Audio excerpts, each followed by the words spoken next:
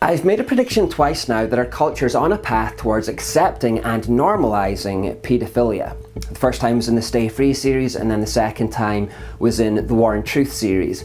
My reasoning for saying it in Stay Free was basically that we are watching the moral breakdown of our society today. The West has rejected God, rejected Christianity, rejected the moral underpinnings of our civilization that's guided us for 2,000 years, and therefore we're starting to see our civilization fall apart. One of the key signs that a civilization is indeed unraveling, and we see this time and time again from history, is that it starts to accept and promote sexual confusion.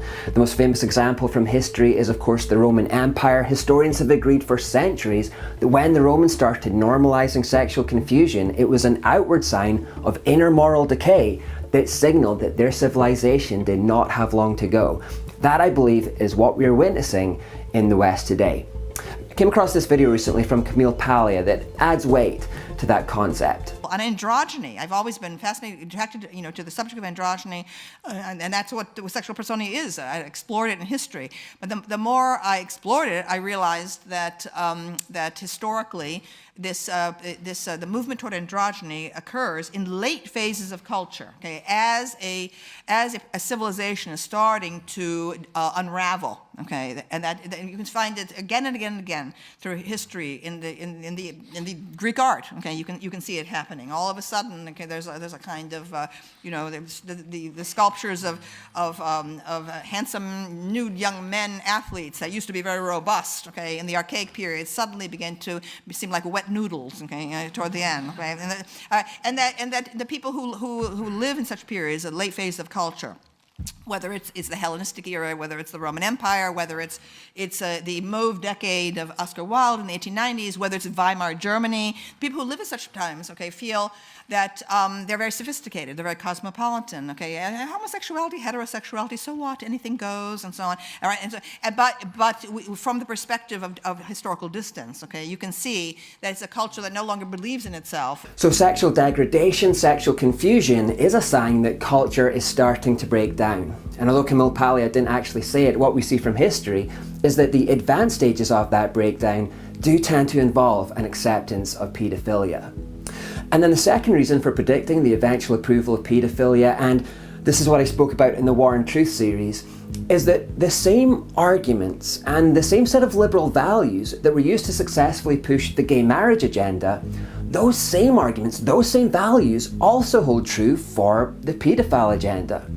See, our culture's decided that the only value that we need is love. Therefore, if something is deemed a valid expression of love, then to this generation it must be a good thing. Man and a woman, two men, two women, three men, doesn't matter to this generation. Love is love.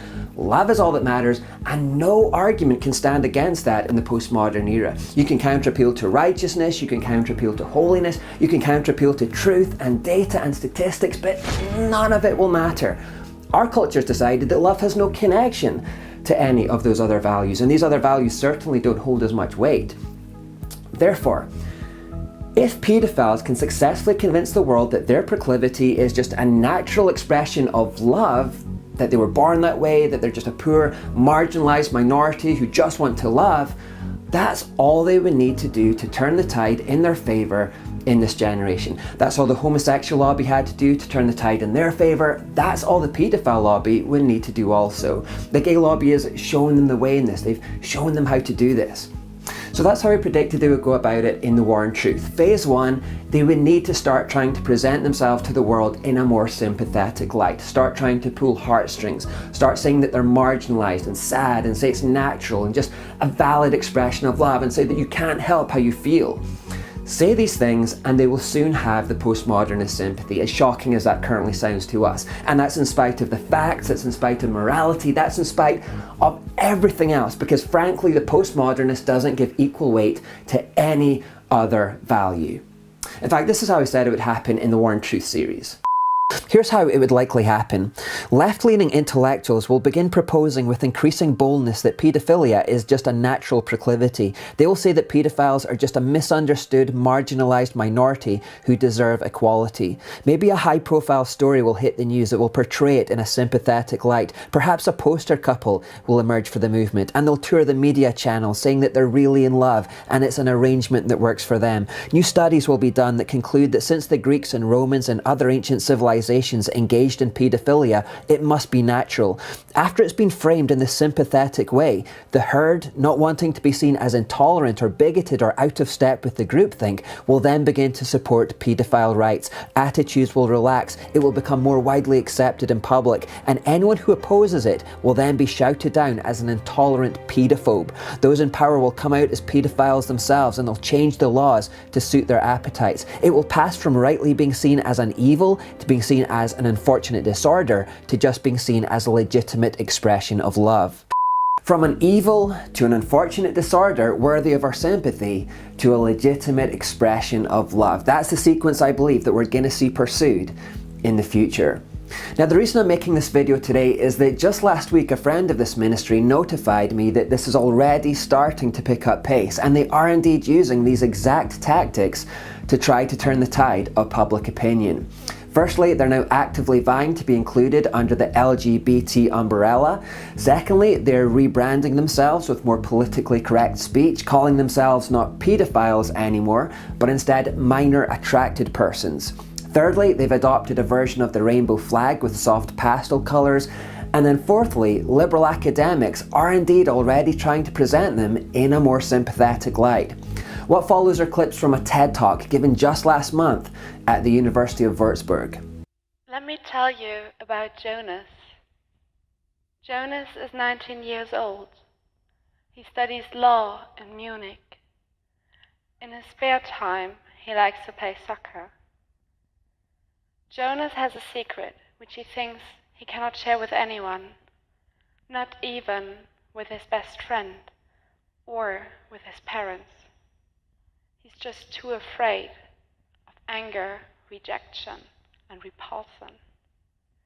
Jonas knows that he has to suppress his sexual drive for his entire life. And he also knows that there will never be a loving and fulfilling partnership that he can enter. Because Jonas is a pedophile. He's only attracted to female children between the ages of 6 and 12 years. Like every other sexual orientation, pedophilia can have different characteristics. For example, it can be heterosexual, it can be homosexual, bisexual. Within the male population, 1 to 2% are considered to be pedophiles. This translates to about 60 million people worldwide. This is as much as the population of Italy or of South Africa. Therefore, pedophilia is not an irrelevant phenomenon we can't simply ignore. Chances every one of you knows at least one pedophile are higher than that you don't know anyone. So generally speaking, anyone could be born a pedophile. It is crucial to understand the difference between pedophilia and child sexual abuse, which is illegal and must always be. Pedophilia is only the sexual preference for pre-adolescent children. The difference between child sexual abuse and pedophilia becomes very obvious when we look at scientific studies. Scientific studies indicate that only 20 to 30% of all child molesters are pedophiles.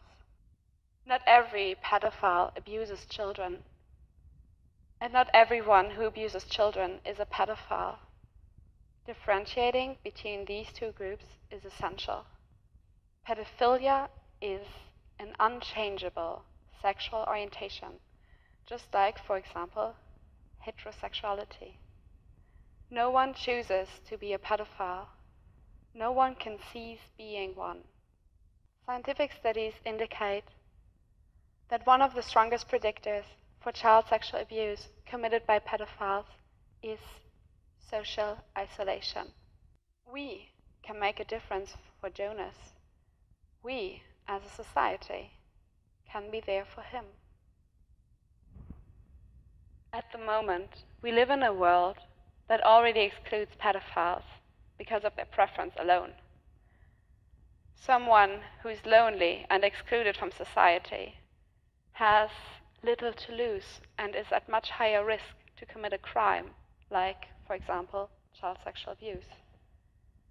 We can make Jonas feel that he stays a valuable member of our society, although he's a pedophile. Right now, most of us feel discomfort when we think about this scenario. And most of us feel discomfort when we think about pedophiles.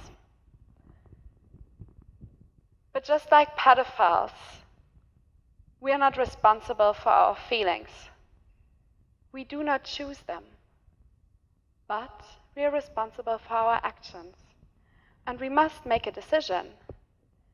It is in our responsibility to reflect and to overcome our negative feelings about pedophiles and to treat them with the same respect we treat other people with. We should accept that pedophiles are people who have not chosen their sexuality and who, unlike most of us, will never be able to live it out freely if they want to lead an upright life. We should accept that pedophilia is a sexual preference, a thought, a feeling, and not an act. We should differentiate between child sexual abuse and pedophilia.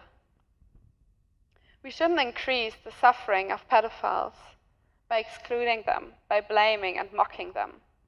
By doing that, we increase their isolation and we increase the chance of child sexual abuse. My perspective has been completely changed by hearing Jonas's story, hearing about his cruel fate, and understanding the difference between child sexual abuse and pedophilia. As a medical student with a background in psychology, I feel it as my responsibility to help others overcome and escape wrong stigmatization and to have a positive impact on our future society. So you can hopefully see the insidious nature of what was being said there. The attempt to invoke sympathy, to say that it's natural, that they can't help how they feel, to say that they're born that way, to say that we're marginalizing and excluding these poor people, and that we're the ones to blame for causing child sexual abuse because we're being mean to poor Jonas and other people like him. These are the exact same arguments that were once used to soften public opinion to gay marriage, and they're being used all over again. And my plea for this video is simply that we don't let this happen. Not this time. This is pure evil. And there's a spiritual evil behind it all too. I wanted to make this video so that we're fully aware of the assault that's coming, so that we're aware of the tactics being employed, and so that we might be shocked into reevaluating where we're actually heading as a society today. Liberals have been saying for years that love is love, love is all that matters. But if you have nothing solid underlying that philosophy, if you don't connect your idea of love to righteousness, to wholesomeness, then you're going to see the worst kinds of depravity, group marriages, paedophilia, bestiality, and incest, because every one of those groups will simply say that theirs is also a valid kind of love. So you would approve of incest marriage then? I mean, sure. We can't let this happen. This isn't progressive, this is regressive. This is return to a depraved world that Christianity once managed to reform for the better. As we turn our back on God, our society is falling apart, and surely everyone can see that. And if we don't take action now to return to those moral foundations, to return to the Bible, to return to God, we are going to regret this. Please, world, do not let this happen.